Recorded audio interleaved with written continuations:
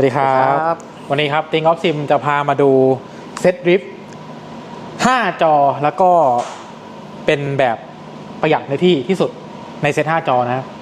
อยากรู้ใช่ไหมว่า5 จอยังไงมาดูครับ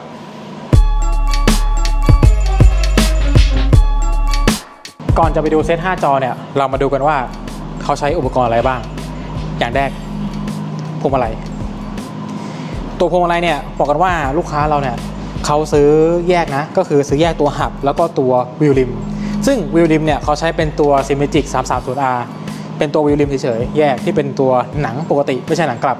แล้วก็ซื้อตัวหับ Neo X หับแยกกับโมดูลที่เป็น2 pedal ซึ่งพอประกอบกันแล้วหน้าตาได้ประมาณนี้อย่างตัว Neo X หับเนี่ยข้อดีเขาคือปุ่มเขามีปุ่มให้แมปปิ้งเยอะพอมีปุ่มให้แมปปิ้งเยอะเนี่ยเราแทบจะไม่ต้องไปยุ่งกับคีย์บอร์ดเลยเราแมปเป็นพวกปุ่มปรับแท็กชั่นปรับพวก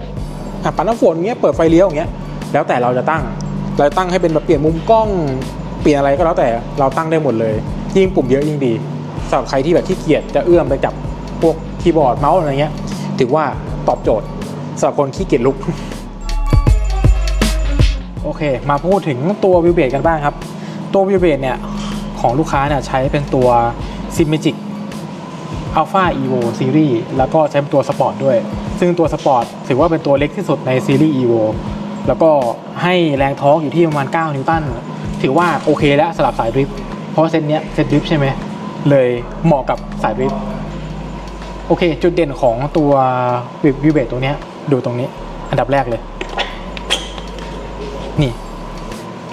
เขามีตัว RGB ring ซึ่ง RGB ring ตัวเนี้ยเราสามารถตั้งค่าให้มันกระพริบตามพวก traction ทำงาน ABS ทำงานหรือว่าให้เป็นพวกอินดิเคเตอร์ในเกมต่างๆได้แล้วแต่เราจะตั้งเลยแล้วก็จุดเด่นอีกอย่างหนึ่งของวิวเบรตัวนี้ถ้าเราสังเกตดูดีมันจะมีหน้าแมกเนตแล้วก็มีจุดยึดต่างๆซึ่งเขาทำมาเพื่อของแต่งของ Symagic เองในอนาคตครับผมแต่ว่าตอนนี้ Symagic ยังไม่ปล่อยออกมาโอเคมาดูกันที่ตัวเบรกมือกันบ้างนี่ครับเบรกมือตัวนี้เป็นเบรกมือของ Symagic เหมือนกันตัว TBRS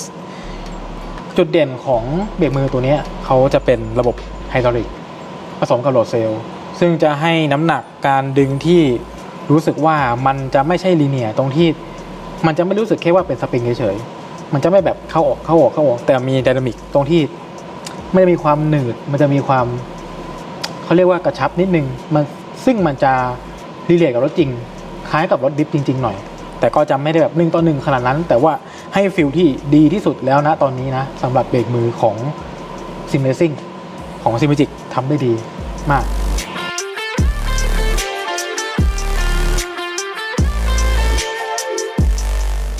โอเคแล้วก็มาดูเรื่องชิฟเตอร์จุดเด่นของเกียร์ตัวเนี้ยเขาสามารถสวิตช์เป็นแบบไฮบริดสวิตช์ไปทั้ง Sequential แล้วก็มา Edge Pattern ได้ซึ่งข้อดีคือ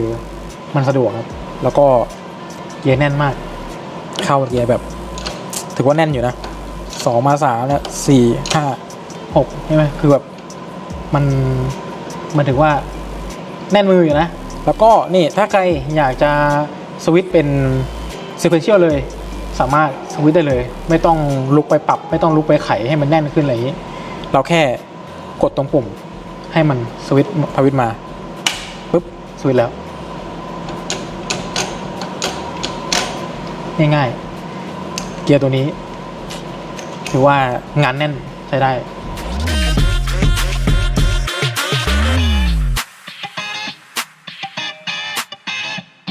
โอเคต่อไปเรามาพูดถึงตัว pedal แป้นเหยียบ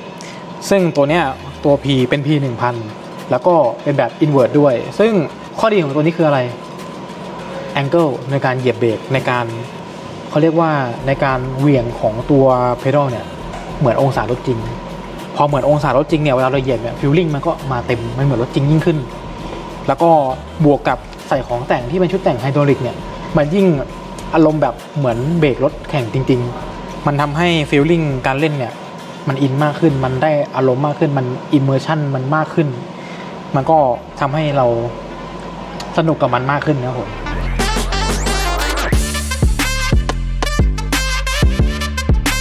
โอเคเรามาดูตัวเบาะกันบ้างเบาะตัวนี้เป็นของ Next Level Racing เป็นตัวโมเดล TRS2 ซึ่งตัวนี้เขาเป็นเบาะทรงบักเก็ตแต่เป็นหลังอ่อนบักเก็ตก็คือทรงมันจะโอบตัวใช่ไหมมันจะกระชับตัวปกติแล้วเวลาเราจะเอียงหลังตัวเบาะใช่ไหมเวลาเราปรับมันไม่ค่อยแม่นพอมันไม่ค่อยแม่นเขาเลยทำเป็นตัวแบบนี้ตัวนี้จะทำให้การปรับของเราแม่นขึ้นและง่ายขึ้นนี่ครับสมมุติเราอยากไปข้างหน้าเราแค่หมุนนิดนึงมันไปข้างหน้าให้แล้วแม่นกว่าเดิมอยากมาข้างหลังสักนิดนึงเราแค่หมุนนิดนึงมันก็มานิดเดียวแต่ถ้าอยากไปเยอะเลยเราก็หมุนไปเรื่อยๆครับแล้วเขาบอกว่าแน่นมากมันไม่ด็อกแดกนะมันแน่นมากเฟิร์มมากถือว่าเป็นจุดเด่นหลักๆของเขาเลยที่ทำมาเต้นแน่นมากขนาดนี้โอเคเรามาดูที่ตัวคอคพิทกันบ้างครับผมซึ่งคอคพิทตัวนี้ลูกค้าเลือกเป็นตัวของยี่ห้อ SimLab เป็นตัว GT1 Evo ซึ่งตัว GT1 Evo เนี่ยถือว่าเป็นตัวที่เล็กที่สุดใน SimLab แล้วก็ราคาคุ้มค่าที่สุดแล้วก็ได้ความแข็งแรงแล้วก็ความเล็กกระชับได้ดีที่สุดครับผมพวกคอคพิทโปรไฟล์ส่วนมากก็ยึดคล้ายๆกันหมดแต่ว่าตัว SimLab เขาจะได้ตรงเรื่องพวกงานประกอบแล้วก็งานดีไซน์ซึ่งเขาจะได้ความแบบดูเรียบหรูพรีเมียมกว่าแล้วก็เรื่องงานผิวสัมผัสอะไรเงี้ยเขาจะทำมาได้เหนือกว่าหลายๆแบรนด์ในตลาดครับผมสเปคคอมเครื่องนี้ CPU Ryzen 7 9800X 3D แล้วก็เป็น RAM 64 GB DDR5 ครับบัส 5,200 แล้วก็เป็นการ์ดจอ RTX 5090 อยากได้เครื่องแบบนี้ติงเอาซิมจัดให้ได้ครับ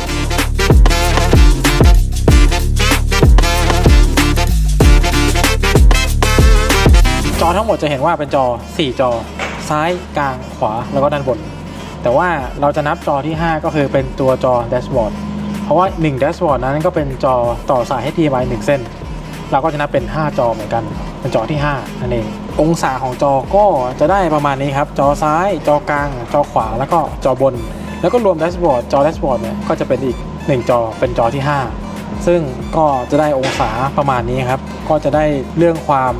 วิวคล้ายๆของจริงมากขึ้นแล้วก็พูดบางทีหน้าจอแดชบอร์ดในเกมบางทีมันจะเห็นไม่ชัดเห็นไม่ครบ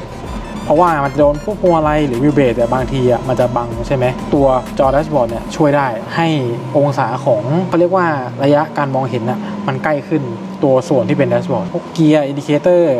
พวกเวลาพวกค่าลมยางแล้วแต่เราจะตั้งว่าเราจะให้เป็นแดชบอร์ดของอะไรซึ่งมันจะเข้ามาใกล้กว่าเดิมแล้วเราก็จะเห็นได้ง่ายกว่าเดิม